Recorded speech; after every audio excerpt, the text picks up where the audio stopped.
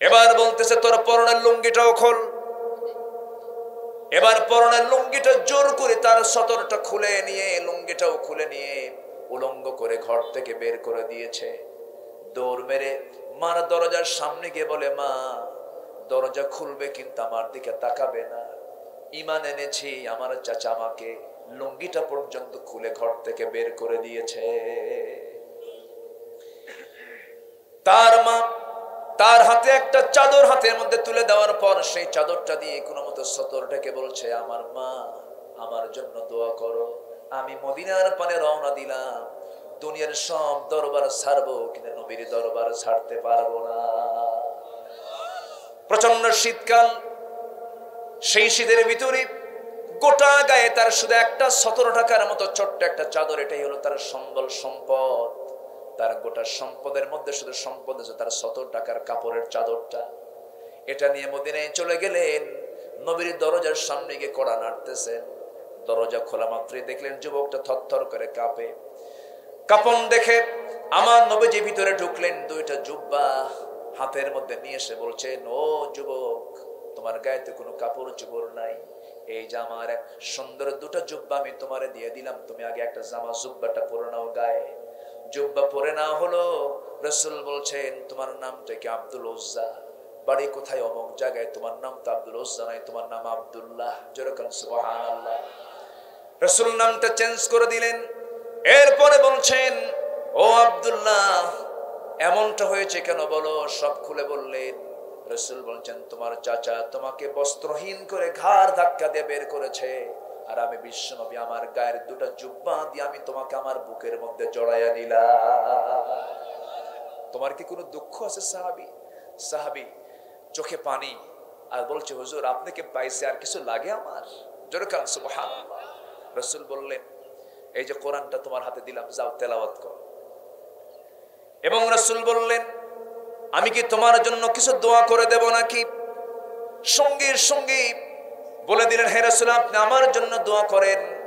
এই কথা যখন বলা হলো, আমার রাসূল দুটো হাত আকাশের দিকে তুলে দোয়া করছেন, আয় আল্লাহ তাআলা, আমার আব্দুল্লাহ দিন গ্রহণ করতে বড় কষ্ট হয়েছে, আব্দুল্লাহর জান মাল তুমি কাফের বেঈমানদের জন্য হারাম করে দাও। من آمن بالله واليوم الآخر والملائكة والكتاب والنبيين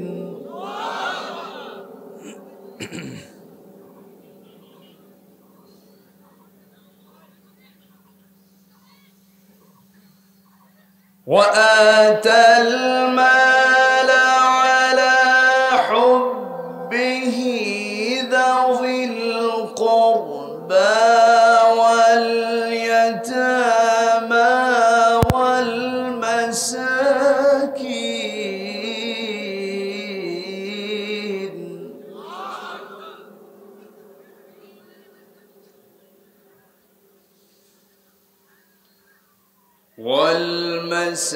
والمساكين وابن السبيل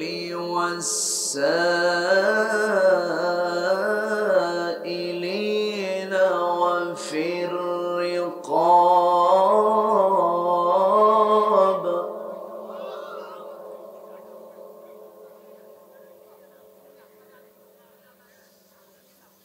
وأقام الصلاة وآتى الزكاة والموفون بعهدهم إذا عاهدوا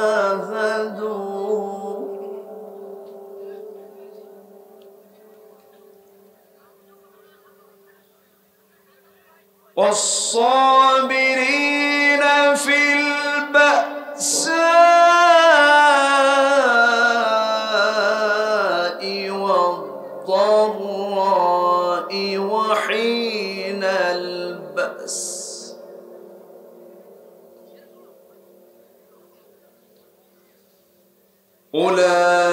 أولئك الذين صدقوا وأولئك هم المتقون.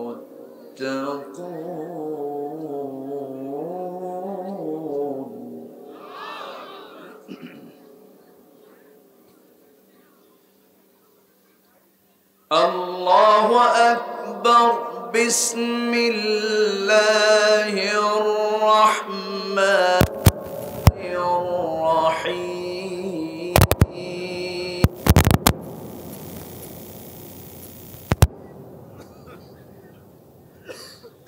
إن الله وملائكته يصلون على النبي يا أيها الذين آمنوا صلوا عليه وسلموا تسليما.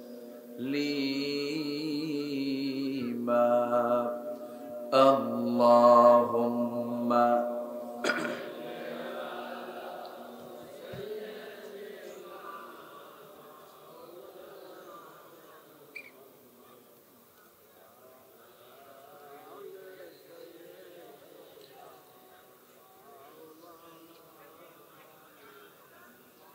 একটু মোহাব্বত দিয়ে নবীর প্রেমে মাতোয়ারা হয়ে জবান খুলে আওয়াজ দিয়ে সবাই বলুন আল্লাহুম্মা সাল্লি আলা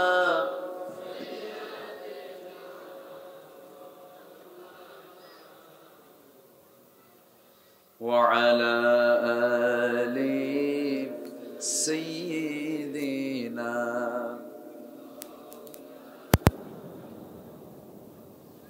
فمحمدنا هو سيدنا فمحمدنا هو سيدنا فالعز لنا لإجابته.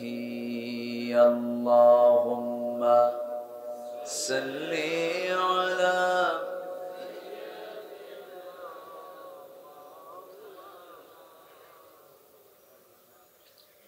وعلى آل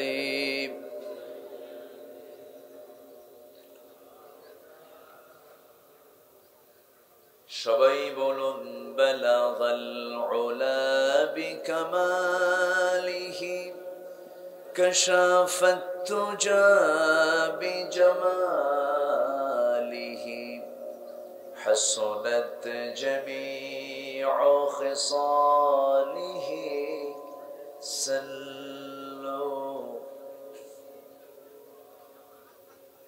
আরবের বুকে মক্কার পরে যেথায় মা আমিনার ঘর খোদার রহমতে কাউসার হয়ে ঝরছে বারংবার। বালাগাল উলা بكماله كشف التجى بجماله.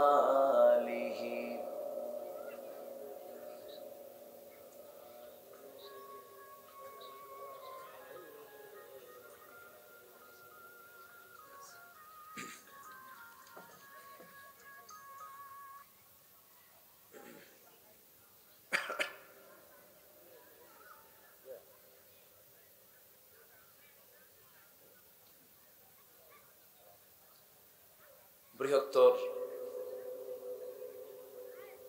রংপুর অঞ্চলের মিঠাপুকুর উপজেলার পূর্ব বড়বালা আল ইহসান যুব সংঘ মাহফিল ইন্তেজামিয়া কমিটি কর্তৃক আয়োজিত তৃতীয় বার্ষিকী তাফসীরুল কোরআন মাহফিল 2024 দিনের বেলা অনুষ্ঠিত আজকের এই মহৎ আয়োজনের সম্মানিত সুযোগ্য সভাপতি জনাব ডাক্তার আব্দুল হামিদ সরকার, আজকের মাহফিলের সম্মানিত প্রধান অতিথি বড়বালা ইউনিয়ন পরিষদের সম্মানিত চেয়ারম্যান জনাব তরিকুল ইসলাম সরকার স্বপন সাহেব,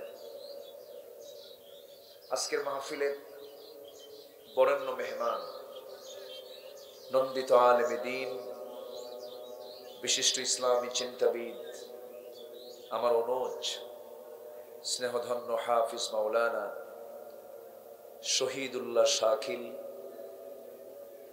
উপস্থিত হাজরাত উলামায়ে কেরাম, ফদলায়ে ইজম, সুশীল সমাজ, জাতির শ্রেষ্ঠ সন্তান শিক্ষক মণ্ডলী, জাতির বিবেক সাংবাদিক বৃন্দ, সামনে উপস্থিত দূরে কাছের বিভিন্ন স্থান থেকে ছুটে আসা কালেমার ঝান্ডাবাহী, তাওহীদের পতাকাবাহী, দ্বীন ইসলামের নরসারদুল বীর মুজাহিদ, প্রাণ প্রিয় সম্মানিত দ্বীনি ভাইরা, আড়ালে বসে আছেন শ্রদ্ধেয়া সম্মানিতা মা বোনেরা, আলোচনার সূচনায় আনুষ্ঠানিকতার মধ্য দিয়ে আমার পক্ষ থেকে আবারও দিল খোলা সালাম, আসসালামু আলাইকুম ওয়া রাহমাতুল্লাহি ওয়া বারাকাতুহু। সবাই কেমন আছেন?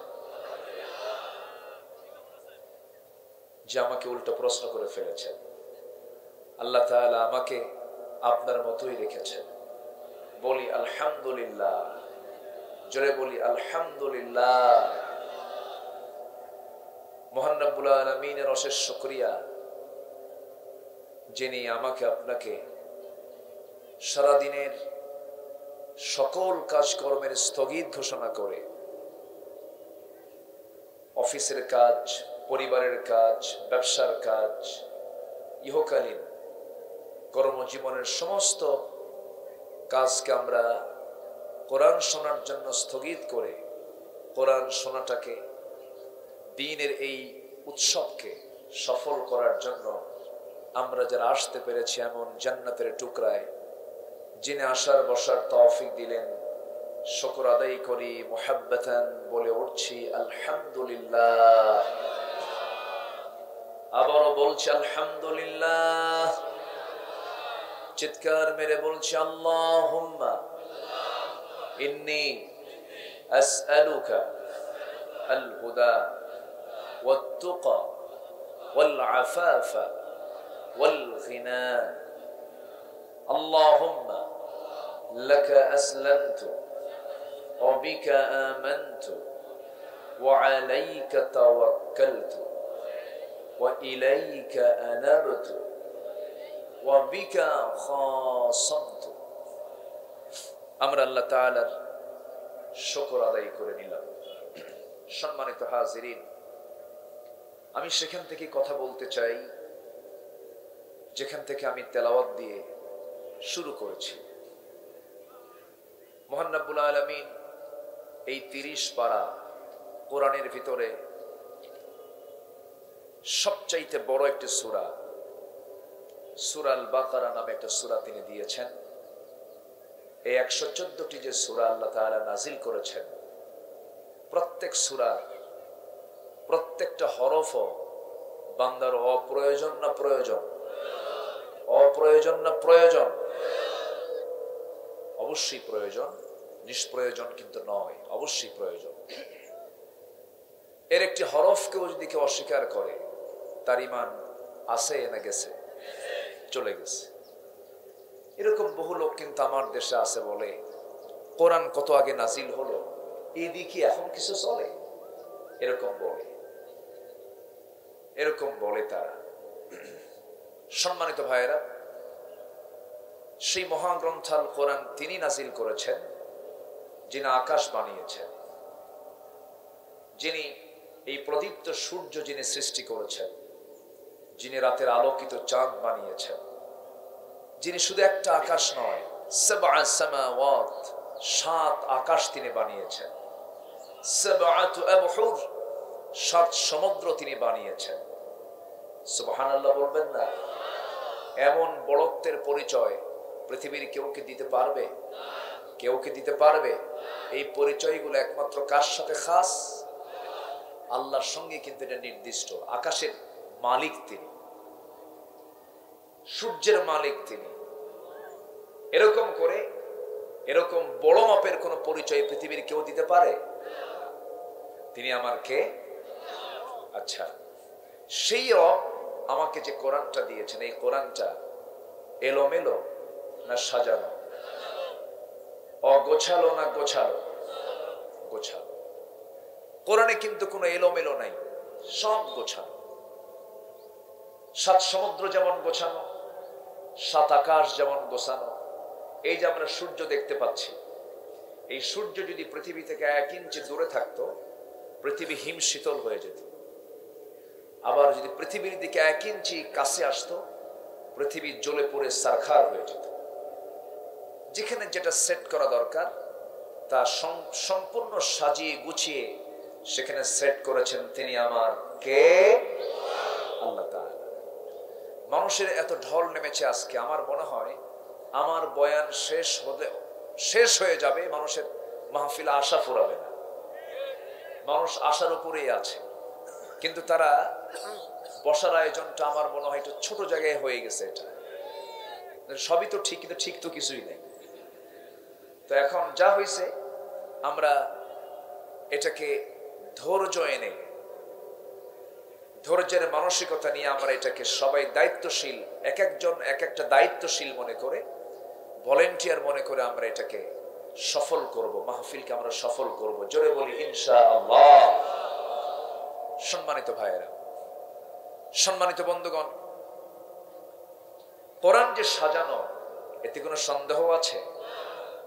আমি যেখান থেকে তেলাওয়াত করেছি সেই তেলাওয়াতকৃত সূরাটি হলো সূরাতুল বাকারা, খুব পরিচিত আয়াত, 177 নম্বর আয়াত। আল্লাহ তাআলা এই আয়াতের ভিতরে বান্দাকে কিছু কাজের ইঙ্গিত দিয়েছেন।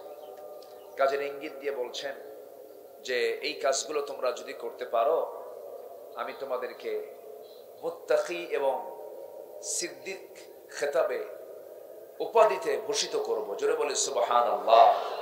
এটা কিন্তু বিশাল ব্যাপার। মুত্তাকি হওয়া যাবে এবং সিদ্দিক হওয়া যাবে এই একটা আয়াতকে ফলো করলে। জোরে বলে সুবহানাল্লাহ।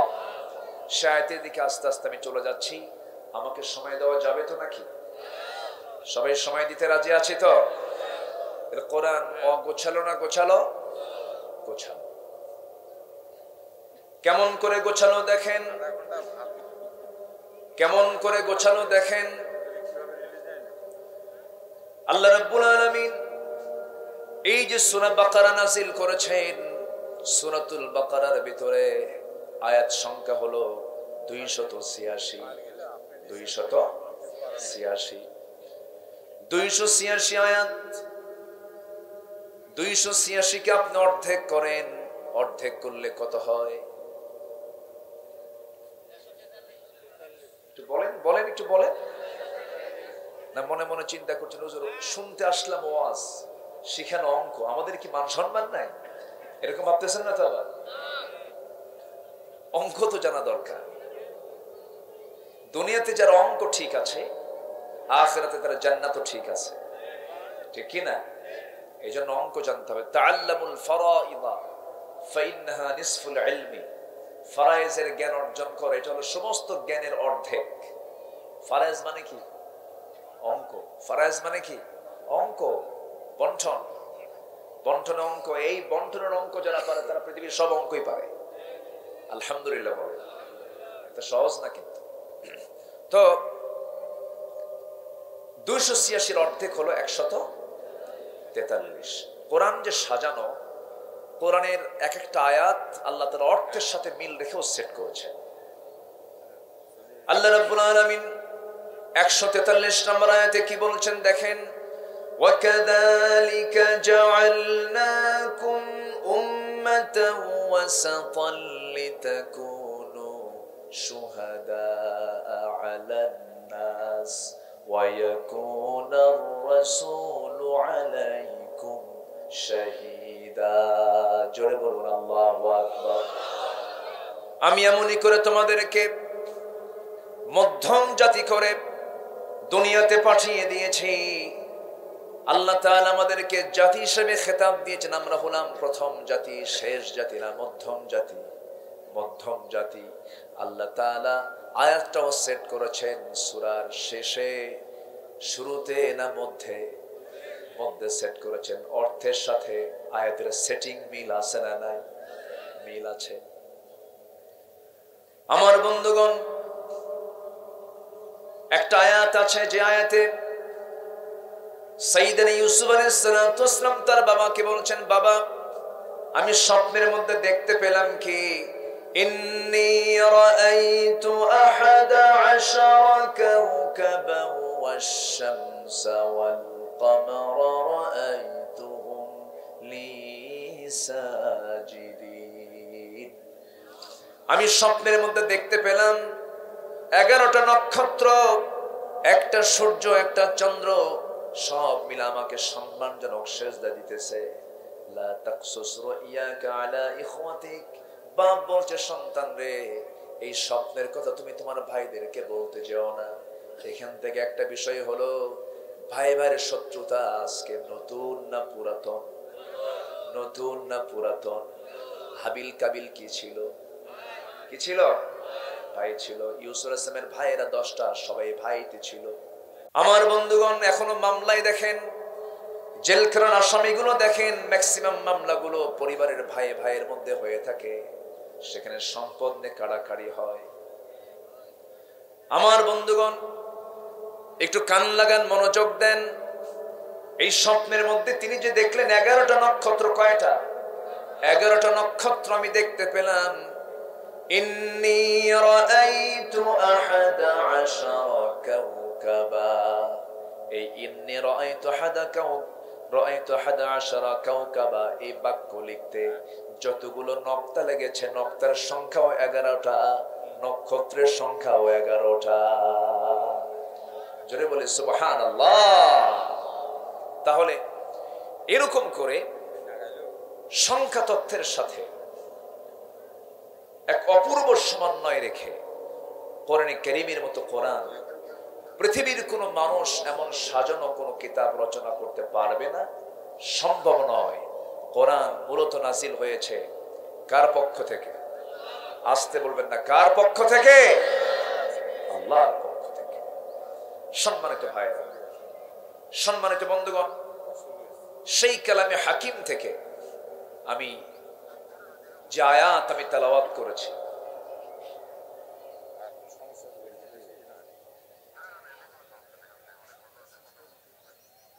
যে আয়াত থেকে আমি তেলাওয়াত করেছি, সে আয়াতকে সামনে রেখে আমি কিছু কথা বলতে চাচ্ছি। ওয়ামা তাওফীকি ইল্লা বিল্লাহ আলাইহি তাওয়াক্কালতু ওয়া ইলাইহি উনীব। সেই মহান রবের প্রতি পূর্ণ ভরসা রেখে আসুন আমরা মূল আলোচনার দিকে সোজা চলে যাচ্ছি। জোরে বলি ইনশাআল্লাহ। মাহফিল যখন শুরু হয়, এটা কি জনসভা না ইবাদত? আসতে বলেন, জনসভা না ইবাদত? জনসভায় কথা সবাই বলে, বাজারে কথা সবাই বলে, নামাজে কথা বলে কয়জন? নামাজ পড়ায় কয়জন? আর কারো কোনো আওয়াজ আছে? আওয়াজ দিলে নামাজ হয়? হয় নামাজ? এটা কি মাহফিল না জনসভা? বলেন, ভালো করে বলেন। মাহফিল। এটা কি শুধু কথা শুনতে আসছি না ইবাদত করতে আসছি? কোরআন শুনতে গেলে দুটা শর্ত। কোরআন বলছে, হুকুম আল্লাহ তাআলা, ফাসতামিউ লাহু। কোরআন আলোচনা হবে, তেলাওয়াত হবে, মনোযোগ দিয়ে শোনো। ওয়া আনসিতু, চুপ থাকো। হুকুম দুটা কার? সবাই যদি কথা কন তাহলে আমি ওয়াজ করবো কেন? চুপ থাকেন, গুনাহ হবে তো। এ তো সাধারণ কোনো জায়গা না এটা। এখানে যদি কোনো ফেরেশতার কাছে যদি কেউ বেয়াদব পরিলক্ষিত হয়, এর কোনো মাফ নাই। কিন্তু এটা মারাত্মক জায়গা, কিন্তু কোরআনের মাহফিল এটা। আমরা সবাই চুপচাপ থাকি, মনে করব যে এটা ইবাদতের জায়গা, এখানে চুল পরিমাণ আমার দ্বারা যেন কোরআনের আলোচনায় যেন কোনো বিঘ্নিত না হয়, কারণ ফেরেশতা আছে না নাই? আচ্ছা, এখন কান লাগা, মনোযোগ দিয়ে শুনতে হবে। বসেছি যতক্ষণ, ইবাদতের কাজ শুরু হয়ে গেছে, আমরা মনোযোগ দিয়ে শুনবো। ইনশাআল্লাহ বলি, ইনশাআল্লাহ বলি। আজকে 2 তারিখ, তাই না? আচ্ছা, শাবান মাস তো শেষের পথে, শেষ দিক চলে গেছে। সামনে কি আসতেছে বল? রমজান মানে কি? না, রমজান মানে কি? রমজান, রমাদান মানে কি? জ্বালিয়ে দেওয়া, পুড়িয়ে দেওয়া, ভস্ম করে ফেলা। কি জ্বালাবেন? মানুষের বাড়ি ঘর? কি জ্বালাবেন? হ্যাঁ, সম্মানিত ভাইরা, পেশেন্ট তো রোগী, তাই না? আমার মনে হয় যে আপনি একটু কেটে দেন অথবা বন্ধ করে রাখেন, পরে আমরা কথা বলবো ইনশাআল্লাহ। এতগুলো মানুষ তো, ওনার ওয়াইফ প্রচন্ড অসুস্থ, আইসিইউতে আছেন, একদম মুমূর্ষ অবস্থা। তো এখন একটু উন্নতির দিকে, তো জরুরি কিছু কথাবার্তা ওনাকে বলতে হলো, কিন্তু এরপরেও তো সবার দিক খেয়াল করার দরকার আছে না নাই? আমরা দোয়া করি আল্লাহ তাআলা তার স্ত্রীকে সুস্থ অবস্থায় ফিরে আসার তৌফিক দান করুন। জোরে বলি আল্লাহুম্মা আমিন। আমার দিকে তাকান। তাহলে কি জন্য বলতেছিলাম? রমজান। হ্যাঁ, রমাদান মানে হলো কি দেওয়া? জ্বালিয়ে দেওয়া, ভস্ম করে দেওয়া, সারখার করে দেওয়া। তো লক্ষণ খুব খারাপ। কিন্তু কি জ্বালিয়ে দেওয়া? নিজের জীবনের যত গুনাহ আছে সেই গুনাহগুলোকে রমজানের ইবাদতের মধ্য দিয়ে এগুলোকে পুড়ে ফেলা, শেষ করে ফেলা। মানে আল্লাহ তাআলা চান তার বান্দাটা রমজান মাসের মধ্য দিয়ে গুনাহগার থাকুক না গুনাহমুক্ত হোক। এটা কি আল্লাহ তাআলা আমার দিকে কি রেগে করেছেন না মহব্বত নিয়ে করেছেন? আল্লাহ চান না যে আমি আমার তালিকায় আমার আমল নামে কোনো গুনাহ থাক। জোরে বলে সুবহানাল্লাহ। আল্লাহ চান বান্দা আমার কাছে গুনাহমুক্ত হয়ে আসুক। এই জন্যই মহান রব্বুল আলামিন এমন একটা মাস আমাকে আপনাকে দিয়েছেন। আদম আলাইহিস সালাতু ওয়াস সালাম তিনি বেঁচে ছিলেন 1000 বছর। কত বছর বলেন? 1000 বছর।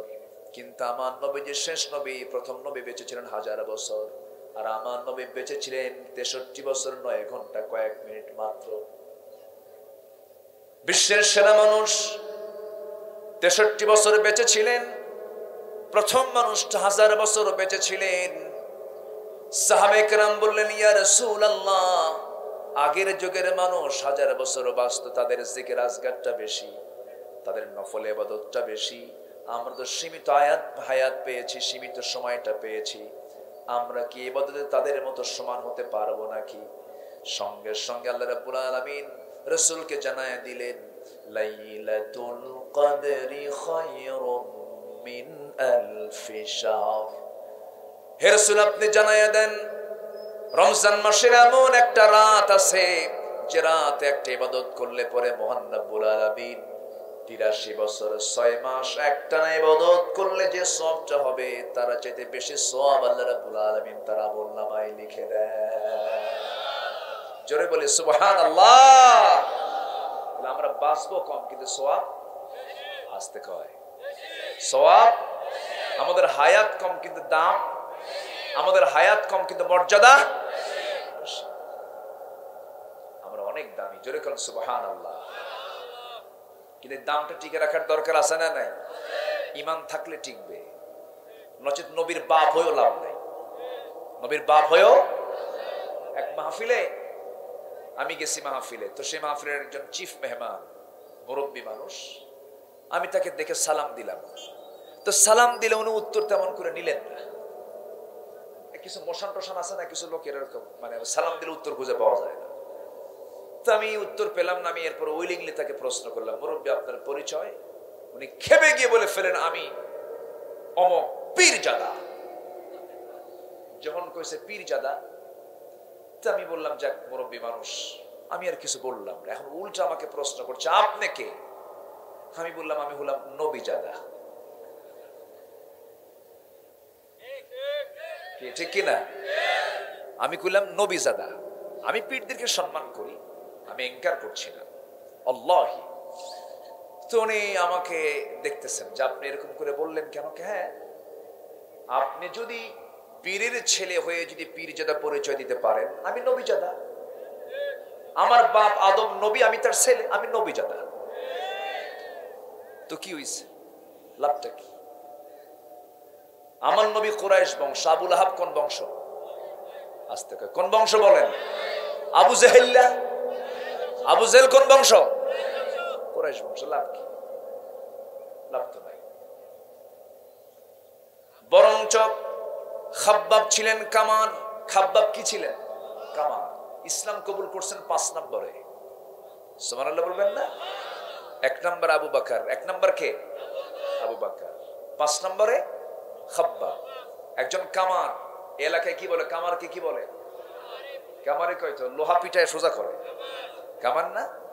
আমরা তাদেরকে অনেকে খাটো চোখে দেখতে চাই না। কোনো কাজই ছোট নয় যদি ঈমান থাকে। যেরকম সুবহানাল্লাহ। একজন সাহাবী 5 নম্বর ইসলাম কবুল করেছেন, তিনি একজন কর্মকার ছিলেন, কামার ছিলেন। কোন বংশের তেমন মান ছিল না, সাধারণ একজন কর্মকার, একজন কামার, লোহা পিটায় জীবিকা নির্বাহ করতেন। আল্লাহ তাকে এত সম্মান দিয়ে দিলেন, ইসলাম কবুল করেছেন। এটাকে অপরাধ মনে করে কুরাইশরা তাকে হাত পা বেঁধে ফেললো। হাত পা বেঁধে ফেলে বলল, খাব্বাব, তুই যে অঙ্গার দিয়ে আগুন জ্বালাচ্ছিস, এই অঙ্গার দিয়েই তোর পিঠ ঝাঁঝরা করে দেব। অঙ্গারগুলোকে, জ্বলন্ত অঙ্গারগুলোকে সামনে ডিসপ্লে সাজানো, সাজায় নিয়া 2 হাত পা বেঁধে জোর করে তার পিঠটা আগুনের অঙ্গারের উপরে যখন চাপ মেরে ধরলো, অঙ্গার দিয়া পিঠের চর্বিগুলো গলে গলে ভিতরের দিকে অঙ্গারগুলো চলে যায়, দুর্গন্ধ ছড়ে, পিঠটা গর্ত হয়ে যাচ্ছে। কিন্তু খাব্বাবের মুখ থেকে এক চুল পরিমাণ উয়া আওয়াজ বের হয় নাই। উয়া আওয়াজ কেন বের হয় নাই? তিনি এই জন্য আওয়াজটা বের করেন নাই, না জানি কাফের মুশরিকরা হয়তো বলতে পারে খাব্বাব বুঝি ঈমান ছেড়ে দেবে, ঈমানটা ত্যাগ করবে। কিন্তু খাব্বাব এক চুল পরিমাণ ঈমান ছাড়লেন না, বরঞ্চ সেই সময় বলে ফেলেন, তোমরা যদি আমাকে আগুনে জ্বালিয়ে দাও, ভস্ম করেও দাও, হাসতে হাসতে দুনিয়া থেকে বিদায় নেব, কিন্তু আমি ঈমান ছাড়বো না। জোরে বলে সুবহানাল্লাহ। আপনি বংশ দিয়ে কি করবেন? অনেকে চৌধুরীর দাম নেয়, আমি অমুক চৌধুরী। কোন মন্ত্রী, এমপি, সচিব পরিচয় দিয়ে সেই দিন নাজাত পাওয়া যাবে না। জজ, ব্যারিস্টার দিয়ে নাজাত পাওয়া যাবে না। সেদিন কোন প্রেসিডেন্ট পরিচয় দিয়ে নাজাত পাওয়া যাবে না। কোন বংশের তাফালিং করে কোনো লাভ হবে না। তাই যদি হতো, নবীর ছেলে কেনান জান্নাত পেয়ে যেত, নবীর বাপ আসর জান্নাত পেয়ে যেত, আমার নবীর চাচা আবু লাহাব, আবু তালেবরা জান্নাত পেয়ে যেত। কিন্তু কেউ জান্নাত পাবে না, কারণ বংশ দিয়ে লাভ নাই, লাভ হবে আমার ঈমান দিয়া। কি দিয়া? ঈমান দিয়া। আমার ভাইয়ের একটু কান লাগান, মনোযোগ দিয়ে শোনেন। তাহলে রমজান দিয়েছেন কেন? আমার জীবনে গুনাহ রাখা না, গুনাহ মুক্ত হওয়া। মুক্ত করার জন্য আল্লাহ রাব্বুল আলামিন রমজান দিয়েছেন। এখানে যারা বসে আছেন, কারো জীবনে 50 বসন্ত পার করেছেন, কেউ 60 বসন্ত পার করেছেন, কেউ 70 বসন্ত পার করেছেন, কেউ এরকম করে 30 বার রমজান পেয়েছেন। কিন্তু আজ পর্যন্ত আমি যদি প্রশ্ন করি, এখানে হাজার হাজার মানুষ, মা বোন সহ এই যে প্রায় 1.5 লক্ষ মানুষ মাহফিলে বিভিন্ন জায়গায় আসতেছেন, বসে আছেন, আমি সবার কাছে একটা প্রশ্ন করব, সম্মানিত দ্বীনি ভাইরা, এই যে সবাই আমরা আমার আলোচনাগুলো শুনতেছেন, আমি যদি একটা প্রশ্ন করি, এই জায়গায় যারা বসে আছেন সবাই তো মুসলমান, কিন্তু কোরআন কি সবাই সহি করে পড়তে পারি নাকি? পড়তে কিন্তু পারি না। কেন পারি না? কি জন্য পারি না? একটু আমার বুঝাতে হবে। একটু কান লাগাবেন, মনোযোগ দিয়ে শুনবেন। কেন বুঝতে পারলাম না, কেন বুঝি নাই, কেন জানি নাই? এর অন্যতম কারণ হলো, 1 নম্বরে যদি দোষ ধরতে হয়, নিজের দোষটা আগে ধরতে হবে। আর একটা কারণ হলো, এটা হচ্ছে ব্যক্তিগত বিষয়। আরেকটা বিষয় হলো, দেশ স্বাধীন হয়েছে 71-এ, আজকে 2024 সাল, 53 বছরে চলে যাওয়া মানে বিশাল একটা সময় চলে যাওয়া। এই বিশাল সময়ের মাঝে কত শিক্ষার ব্যাপারে সংস্কার হয়েছে, নিরক্ষর মুক্ত দেশ গড়ার অঙ্গীকার করা হয়েছে, কত চেষ্টা করেছে। এত শত চেষ্টার মধ্য দিয়েও যদি 18 কোটি মুসলমানের দেশে ম্যাক্সিমাম লোক যদি কোরআন পড়তে না পারে, না যদি সুন্দর তেলাওয়াত করতে না পারে, সেই লোকটার নামাজ কি হবে নাকি? সেই লোকটার নামাজ কি সহি হবে নাকি?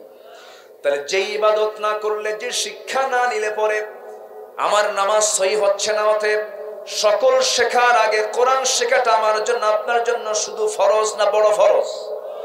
শুধু ফরজ না বড় ফরজ? ফরজ, বড় ফরজ। অথচ এটার পিছনে কোনো কোর্স নাই, প্রচেষ্টা নাই। আমি মালয়েশিয়াতে গিয়েছিলাম, সেখানকার প্রধানমন্ত্রী ডক্টর আনোয়ার ইব্রাহিম, একটা দেশের প্রধানমন্ত্রী, তিনি জুমার খুতবা দিচ্ছেন।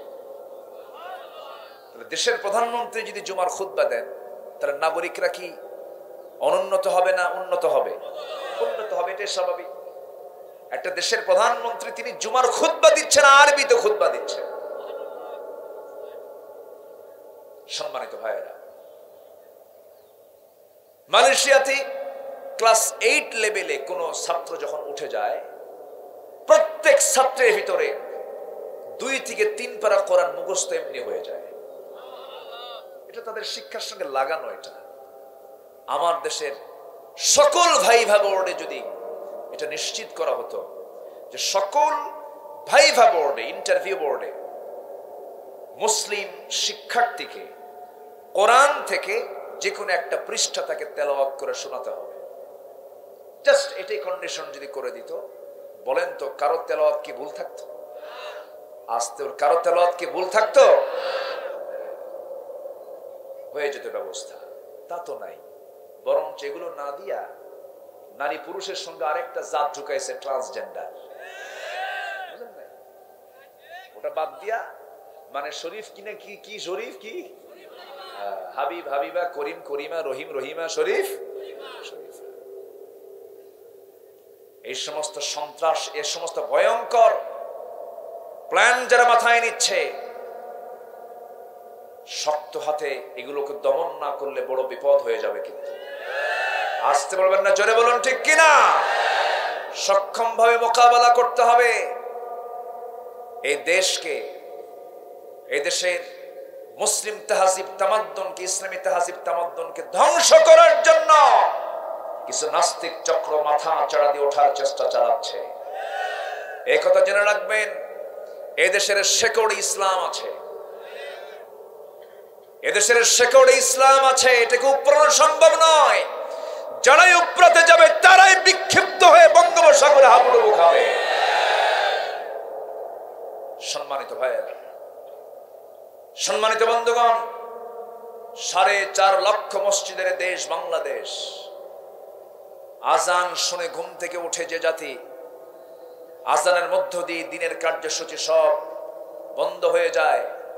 সম্মানিত বন্ধুগণ, যে দেশের 18 কোটি মুসলমান, সেই শহীদ তিতুর বাংলাদেশ, খানজাহানের বাংলাদেশ, শাহজালালের বাংলাদেশ, শাহপরানের বাংলাদেশ, শাহ আমানতের বাংলাদেশে কোরআন সুন্নাহ বিরোধী কোন ষড়যন্ত্র আমরা বাস্তবায়ন হতে দেব না, দেব না, দেব না। রাজি আছেন কারা কারা? রংপুরবাসী দেখা দেন।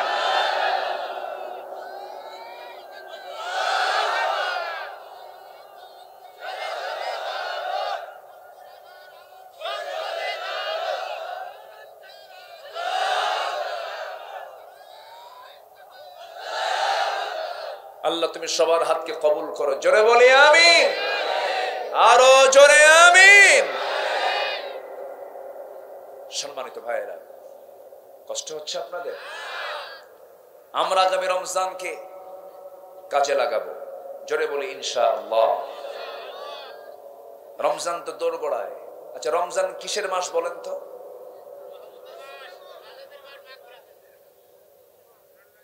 হ্যাঁ, সুন্দর করে একজন জবাব দিয়েছে। কোরআনের ভাষায় বলতে হবে, রমজান হচ্ছে কোরআন নাজিলের মাস। যেরকম সুবহানাল্লাহ। তাহলে রমজান মাসের 1 নম্বর পরিচয় হলো কোরআন নাজিলের মাস।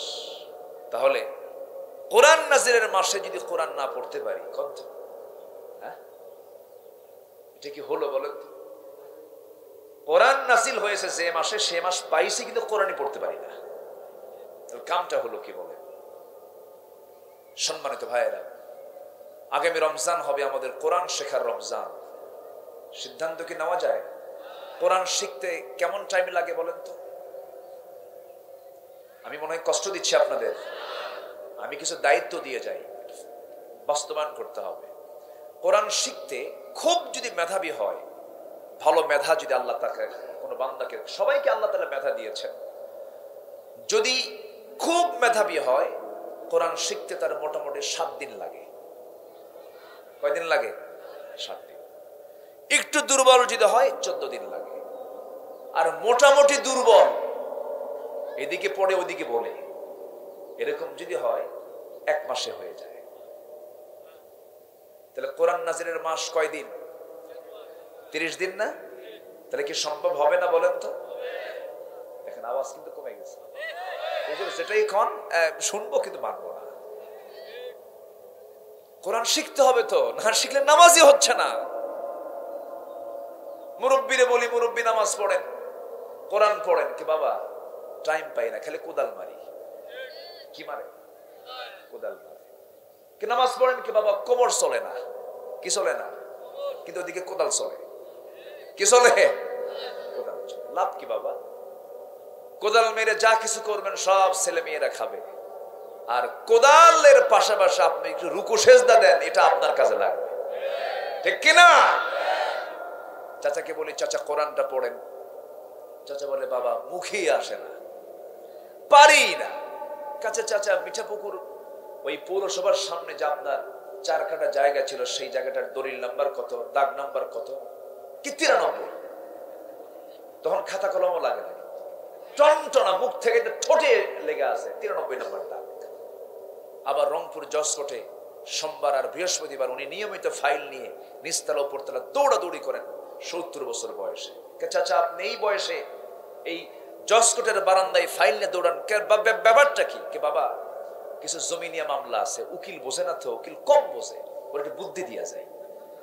তাহলে উকিল কি বুদ্ধি দিতে পারেন? দাগ নাম্বার মুখস্থ করতে পারেন না, দেখি মুখস্থ হয়ে গেছে, কোরআন মুখে আসে না। তাহলে সমস্যা কি বলেন? সমস্যা কোন জায়গায় বলেন? তাহলে আমাদের সমস্যা আছে না নাই? বলে আছে না নাই? আগামী রমজান হবে কোরআন শেখার রমজান। এমন সিদ্ধান্ত কি সবাই নিতে রাজি আছেন? আগামী রমজান মাসে আমরা কোরআন শিখবই, এমন সিদ্ধান্ত কি নেওয়া যায়? মানুষ পারে না এমন কিছু আছে? সাহায্য করবেন কে? আল্লাহ বলছেন, ওয়াল্লাযীনা জাহাদু ফীনা লানাহদিয়ান্নাহুম সুবুলানা। আমার দিকে তুই আসার চেষ্টা কর, আমি তোর জন্য অসংখ্য রাস্তা খুলে দেব। কারা কারা শিখবেন কোরআন? একটু হাত তুলে দেখেন। কোরআন শিখবেন কারা কারা? একটু হাত তুলে দেখেন না, দেখেন দেখি, দেখেন তো কারা কারা হাত তোলে না। একদম টান টান করে তোলেন। কারা কারা আগামী রমজান মাসে কোরআন পড়া শিখবেন? যারা জানেন তারাও তুলবেন, যারা জানেন না শিখবেন তারাও তোলেন।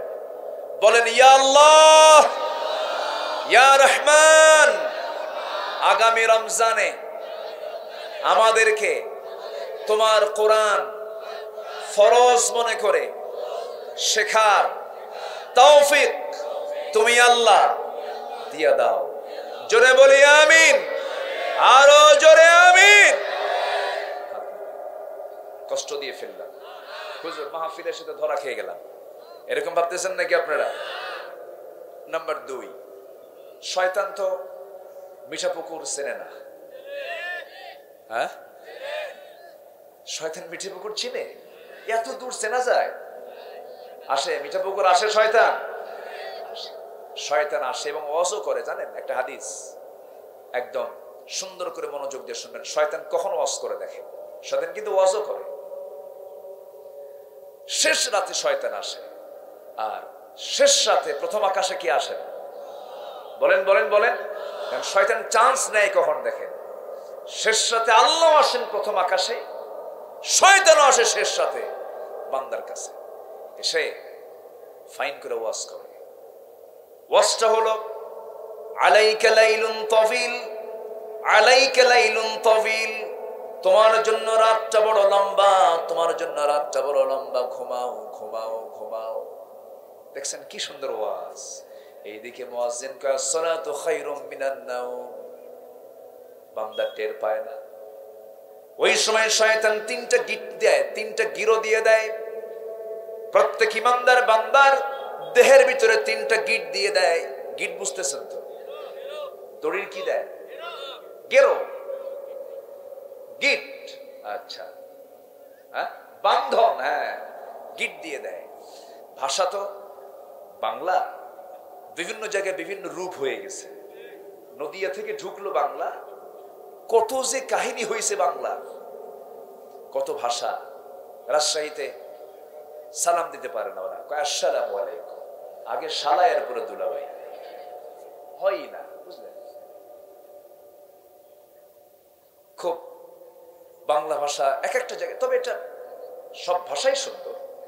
নোয়াখালীতে এক মাহফিলে গেছি, তো সেখানে বাবা তার ছেলে, ছোট্ট ছেলে, ঘুমায় না, রাত হয়ে গেছে, তা আমি সামনে বসা। তো এখন বাবা তার ছেলেকে রাগের ঠেলায় বলতেছে, মানে ঘুমাচ্ছে না, রাগের ঠেলে বলতেছে মুতিয়ায় হুতি যা। বুঝলেন কিনা জানি না, মুতিয়ায় হুতি যা মানে পেশাব করে তাড়াতাড়ি শুয়ে পড়, মুতিয়াই হুতি যা মানে পেশাব করে তাড়াতাড়ি কি শুয়ে পড়ো, এত দেরি করো কেন? দেখেন এত লম্বা, পেশাব করে এসো বাবা, এরপরে শুয়ে পড়ো, এত সময় আছে? একদম শর্টে মারছে, মুতিয়াই হুতি বল। এই যে ভাষা, কে দিয়েছেন? আসতে বলবেন না, কে দিয়েছেন? সকল ভাষার মালিক কে? আসতে বলে, সকল ভাষার মালিক কে? আল্লাহ তাআলা। আমার বন্ধুগণ, কেন এই ভাষাগুলো দিলেন? দেওয়ার কারণ হলো মিঠা পুকুরের ভাষা আর গঙ্গাচড়ার ভাষা কি একরকম নাকি? গঙ্গাচড়ার লোক মিঠা পুকুরে আসবে, ধরা খাবে, এটা গঙ্গাচড়ার মাল, ঠিক না? আবার মিঠা পুকুর গিয়ে বগুড়ার মাটি ডালি মোড়ে গিয়ে কথা বলবে, ওরা বলবে বাহির দেশ থেকে এসেছে, রংপুর থেকে এসেছে। আবার বগুড়ার লোক যখন রংপুরে ঢুকবে, এটা বগুড়া থেকে এসেছে। আবার ঠাকুরগাঁর লোক যখন রংপুরে ঢুকবে, বলবে এটা ঠাকুরগাঁ থেকে এসেছে। আল্লাহ তাআলা প্রত্যেকটা আঞ্চলিক পাসওয়ার্ড দিয়ে দিয়েছেন। এক লাইন কথা বললেই বোঝা যায় এটা কোন অঞ্চল থেকে আসছে, মাস্তানি করতে পারবি না। আলহামদুলিল্লাহ বলবেন না? এই যে ভাষাগুলো দিয়েছেন কেন? লিতাআরাফু, যেন তোমরা একে অপরকে চিনতে পারো। একে অপরকে চেনার জন্য ভাষাগুলো দিয়েছেন, গোত্র গোত্রে ভাগ করে দিয়েছেন। তাহলে এলাকায় গিটকে কি বলে? না, গিরে দেওয়া। হ্যাঁ, গেরো, গেরো, গেরো, গেরো দেওয়া। এই যে গেরো দেয়, শয়তান তিনটা গেরো দিয়ে দিল। ওই বান্দা যদি শয়তানের গিট যদি ছেড়ে নিতে চায়, সে যদি একটা প্রথম আমল করে, কি? ঘুম থেকে ওঠার দোয়া আছে না নাই? বলেন সবাই, বলেন আলহামদুলিল্লাহ, আলহামদুলিল্লাহিল্লাযী আহইয়ানা বা'দা মা আমাতানা ওয়া ইলাইহিন নুশুর। দোয়া শিখিয়েছেন মুহাম্মদ সাল্লাল্লাহু আলাইহি ওয়াসাল্লাম। এই দোয়াটা পড়েই যখন গা ঝাড়া দিয়ে যখন বিছানা থেকে উঠে বসবে, একটা গিট ছুটে গেছে। যখন বান্দা যখন ওযু বানায়, আরেকটা গিট ছুটে যায়। বান্দা যখন পায়ে হেঁটে মসজিদের দিকে চলে যায়, আরেকটা গিট ছুটে যখন যায়, শয়তান লেজ গুটায় পালায়। আর সারাদিন ওই বান্দার কাছে শয়তান চান্স পায় না। যেরকম সুবহানাল্লাহ। তাহলে 2 নম্বর কাজ হলো, আমরা শয়তানের গিট ধরে রাখবো না ছুটায় দেব? কোন সময়? বলেন কোন সময়? যার ফজর রেগুলার, তার 5 ওয়াক্ত নামাজও রেগুলার, তার 5 ওয়াক্ত নামাজও রেগুলার। আমি কষ্ট দিয়ে ফেলছি মনে হয় আপনাদের। হুজুর মাহফিলে এসে যদি একটু বুঝতাম যে নামাজ না পড়া লাগবে, তাহলে তো ভালো লাগতো। এরকম কিছু নাকি আপনাদের? ওযু করতে হবে, নামাজ পড়তে হবে। আমার ভাইরা, একটু কান লাগান, পর্যাপ্ত সময় আছে। আমি একটা আয়াত তেলাওয়াতের মধ্য দিয়ে শুরু করেছি। মহান রব্বুল আলামিন বলছেন, বান্দা আমি তোমাকে সিদ্দিক খেতাব দিয়ে দেব, মুত্তাকি বলে দেব, তুমি কোনো চিন্তা করবে না। তুমি আমার কাছে 7টা কাজ করে হাজির হয়ে যাও। 7টা কাজ আল্লাহ তাআলা বিভিন্ন জায়গায় বিভিন্ন আমল শিখায়া দিয়েছেন। জান্নাতে যাওয়ার আমল এগুলো। আল্লাহ রাব্বুল আলামিন সুন্দর করে বলছেন, বান্দা তুমি ভেবেছো শুধু ঠাকঠুক মেরে কিবলামুখী হয়ে কয়েকটা সিজদা দিয়ে আমি জান্নাত পেয়ে যাব না। অনেক নামাজি কিন্তু কিয়ামতের দিন তারা জাহান্নামে উপর করে আল্লাহ রাব্বুল আলামিন তাদেরকে ফেলবেন। এমন নামাজিও আছে না নাই? এই এলাকায় এমন নামাজিও আছে নামাজও পড়ে সুদও খায়। সুদ খায়, নামাজও পড়ে, মদের কারবারও করে। অভাব নাই? আছে না নাই? মদ কারা খায়? মদ খায় কারা? শয়তানেরা। তো এটা হলো না উত্তর। কোন আলেমের হাতে কি মদের বোতল দেখছেন আপনারা? কোন আলেম, কোন হাফেজ মদের বোতল দেখছেন? আচ্ছা, এই 53 বছর দেশ চালাইছে কারা? আলেমরা। আজ থেকে আলেমরা দেশ চালাইছে? আচ্ছা, কোন আলেম কি সুদের কারবার করে? প্রকৃত আলেম কি এগুলো করতে পারে? তাহলে সুদ খায় না, ঘুষ খায় না, দেশও চালালো না, মদের বোতলও নেয় না, জেলখানায় কারা বেশি?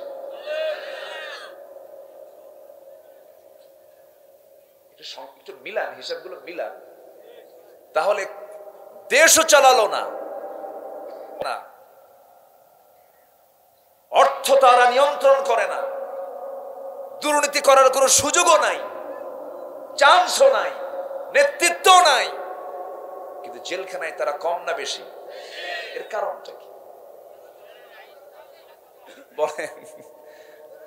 সম্মানিত ভাইয়েরা, সম্মানিত বন্ধুগণ, এই আধার কেটে যাবে। জোরে বলি ইনশাআল্লাহ। আরো জোরে বলি ইনশাআল্লাহ। আমার বিশ্বাস এই আধার কেটে যাবে। কেন বললাম? এর কারণ হলো, কোন জমি যদি আবাদি করতে হয় সারের প্রয়োজন আছে না নাই? একটা আম বাগান এমনি এমনি ফেলে রাখলে কিন্তু ফলন ভালো হয় না। কত যত্ন নিতে হয়, সার দিতে হয়, গোবর দিতে হয়, এরপর সেখানে বিষ দিতে হয়, স্প্রে করতে হয়, এরপরেই তো একটা ভালো আশা করা যায়। তাছাড়া জঙ্গল হয়ে যায়।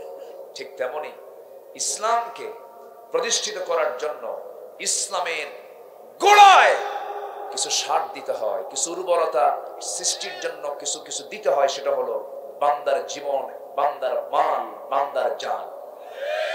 এই মাল এবং জান দেওয়ার মতো কিছু জানবাস আমার দেশে আছে না নাই? অতএব যে রক্তগুলো প্রবাহিত হচ্ছে দিনের জন্য, আগামীর সময়ে তা উর্বর হয়ে ইসলাম নামক বৃক্ষ তার মঞ্জিলে মকসুদে পৌঁছে যাবে ইনশাআল্লাহ। সেই দিন আসতেছে। জোরে বলি ইনশাআল্লাহ। আর জোরে বলি ইনশাআল্লাহ। অনেকে ভাবি 2 দিকই কাজ করে জান্নাত নিয়ে নেব না। সুদও খাবে, নামাজও পড়বে। আছে না নাই বলেন? আছে। সারা বছর নামাজ পড়ে না। আমার দেশে কিছু শিল্পপতি আছে, হাজার হাজার কোটি টাকার মালিক, বিভিন্ন কেলেঙ্কারি কইরা আকাম কুকাম করে টাকার মালিক হয়েছে। আচ্ছা, টাকার মালিক খারাপ লোক হওয়া দরকার না ভালো লোক হওয়া দরকার? আমার দেশে ম্যাক্সিমাম টাকার মালিক কি ভালো লোক না খারাপ লোক? আর আমার নবীর সময় কারা ছিল ভালো লোক? আবু বকর ভালো, আব্দুর রহমান ইবনে আউফ ভালো, ওসমান জিন্নুরাইন ভালো। 10 জন আশারে মুবাশশিরাত সাহাবী, 10 জনের ম্যাক্সিমাম ছিলেন হাজার হাজার কোটি টাকার মালিক। এই জন্য টাকাগুলো আজকে যদি খারাপ ব্যক্তির হাতে না থেকে যদি ভালো ব্যক্তির হাতে থাকতো, দেশের অবস্থা আজকে এরকম হতো না। ম্যাক্সিমাম টাকাওয়ালা গুলো ফেরেশতা নাকি বলেন? ফেরেশতা, কিন্তু সিয়ারতে ফেরেশতাদের মতো। দাড়ি আর মাথার চুল দেখে মনে হয় জিব্রাইল মনে হয় আকাশ থেকে কেবল নাজিল হয়েছে। কত দরবেশ চেহারা না দেখা যায়। সম্মানিত ভাইয়েরা, সম্মানিত বন্ধুগণ, একটু মনোযোগ দিয়ে কথাগুলো শুনবেন, একটু আগ্রহ ভরে কথাগুলো শুনবেন। হালালকে হালাল জানতে হবে, হারামকে হারাম জানতে হবে। হারামকে মাইনাস করে হালালকে গ্রহণ করলে বান্দা জান্নাত পেয়ে যাবে। জোরে বলি সুবহানাল্লাহ। হালাল হারামের জ্ঞান যে ইমানদারের মধ্যে স্পষ্ট এবং হারামকে বাদ দিয়ে যারা হালালকে গ্রহণ করতে পেরেছে, ওই বান্দারে জান্নাতের নিশ্চয়তা দিয়েছেন মুহাম্মদ সাল্লাল্লাহু আলাইহি ওয়াসাল্লাম। আমার বন্ধুগণ, আমার দেশে কিছু শিল্পপতি আছে, তারা বছরে একবার উমরায় যায়। কিসে যায়? 1 মাস টানা এক হুজুরকে ভাড়া করে নেয়। হুজুর আপনাকে কিছু নিয়ে যাবো, আপ ডাউন ফ্রি, কিন্তু আপনি এমন দোয়া দিবেন যে দোয়ার মধ্য দিয়ে আমি যেন জান্নাত পার হয়ে জাহান্নামে যেতে পারি। যা তুই যা, আকাম কুকাম খুইয়া কিয়ামুল লাইল আছে, শবে কদর আছে, এরপরে ইতিকাফ আছে, সবকিছু রমজান, মক্কা মুকাররমা, মদিনা মুনাওয়ারা কেটে কুটে দেশে এসে ঈদের দিন সন্ধ্যার পর 3 বোতল মদ খায় সিট হয়ে পড়ে আছে না নাই? আল্লাহ বোঝে না এগুলো? আল্লাহর হুকুম মানতে হবে 1 মাস না সারা মাস, 1 মাস না সারা বছর, সারা বছর 24 ঘন্টা হুকুম মানতে হবে। কার? আসতে বলবেন না কার? আল্লাহ তাআলা। আমার বন্ধুগণ, ওই লোকের মতো হওয়া যাবে না।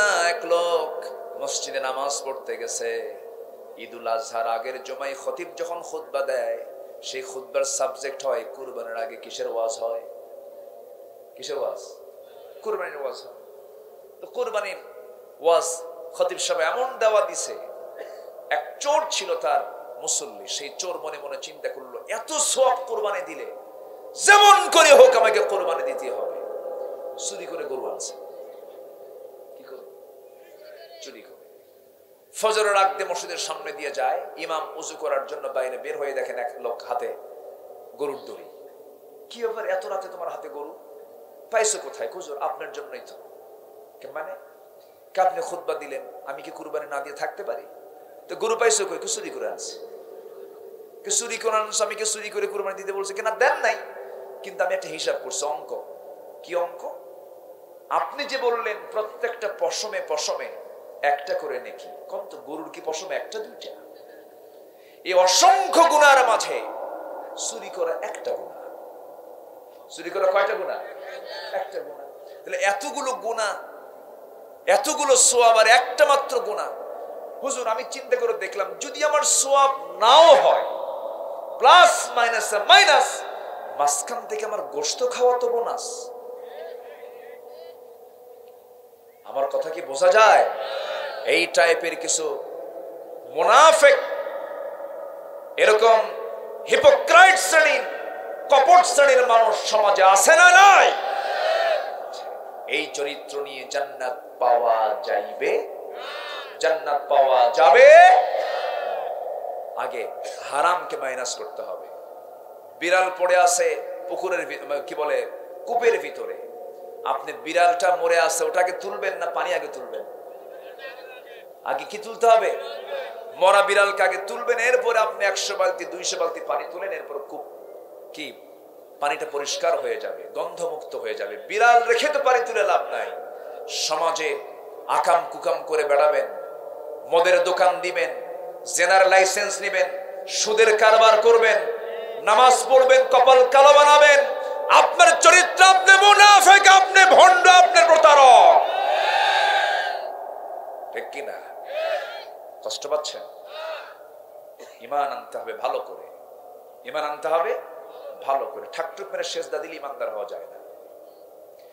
ঈমানদার হতে হলে আল্লাহ রাব্বুল আলামিন বলছেন, লাইসাল বিররা আন তুওয়াল্লু ফুজুহাকুম কিবালাল মাশরিকি ওয়াল মাগরিব ওয়ালাকিন্নাল বিররা মান আমানা বিল্লাহি ওয়াল ইয়াউমিল আখির ওয়াল মালাইকাতি ওয়াল কিতাবি ওয়ান নাবিয়্যিন। জোরে বলুন আল্লাহু আকবার।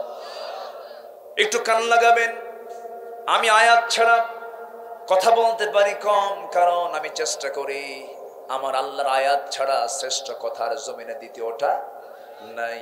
আল্লাহ তাআলা বলছেন, 1 নাম্বার পুণ্য হলো তোমার জন্য, প্রকৃত পুণ্য হলো 1 নাম্বার ঈমান আনতে হবে কার উপরে? কার উপরে? এরপরে ওয়াল ইয়াউমিল আখির, বিচার দিবসের উপরে, ওয়াল মালাইকাতি, ফেরেশতার উপরে, ওয়াল কিতাবি, কিতাবের উপরে, ওয়ান নাবিয়্যিন, নবীদের উপরে, নবীদের উপর ঈমান আনতে হবে, নবীদের প্রতি বিশ্বাস আনতে হবে, রাসূলকে মানতে হবে। আমাদের রাসূল, আমাদের নবীর নাম কি বলুন? বলেন মুহাম্মাদুর রাসূলুল্লাহ, মুহাম্মাদুর রাসূলুল্লাহ সাল্লাল্লাহু আলাইহি ওয়াসাল্লাম। সে রাসূলকে মানার দরকার আছে না নাই? আল্লাহ মানলাম, রাসূল মানলাম না, হবে না। রাসূল মানলাম, আল্লাহকে মানলাম না, তাও হবে না।